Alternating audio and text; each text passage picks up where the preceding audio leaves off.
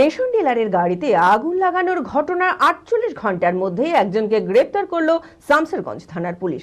গত সোমবার গভীর রাতে শামসেরগঞ্জের ধুলিয়ান পৌরসভার ১৪ নম্বর ওয়ার্ডের হিজলতলা এলাকায় রেশন ডিলার নজরুল ইসলামের বাড়ির সামনে দাঁড়িয়ে থাকা গাড়িতে আগুন লাগিয়ে চম্পট দেয় দুষ্কৃতীরা। সিসিটিভি ফুটেজের সূত্র ধরেই একজনকে গ্রেপ্তার করে পুলিশ। বৃহস্পতিবার ধৃতকে আদালতে তোলা হয়, বাকিদের খোঁজে তল্লাশি শুরু করেছে পুলিশ।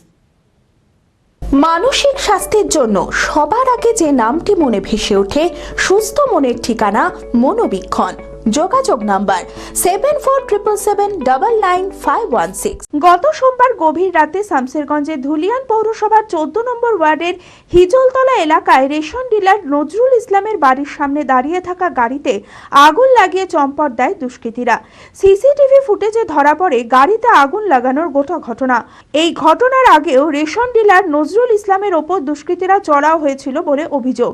সিসিটিভি ফুটেজের সূত্র ধরেই ঘটনার দুদিনের মাথায় একজনকে গ্রেপ্তার করে পুলিশ। ধৃতের নাম তুষার আলী। বৃহস্পতিবার ধৃতকে আদালতে তোলা হয়, বাকিদের খোঁজে তল্লাশি শুরু করেছে পুলিশ।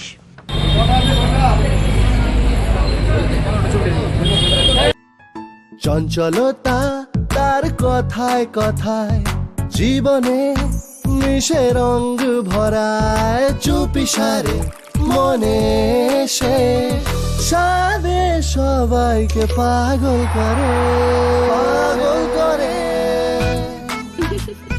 আমারই মতো আমার নিচের পতাকা পতাকা চা, গজব কা স্বাদ।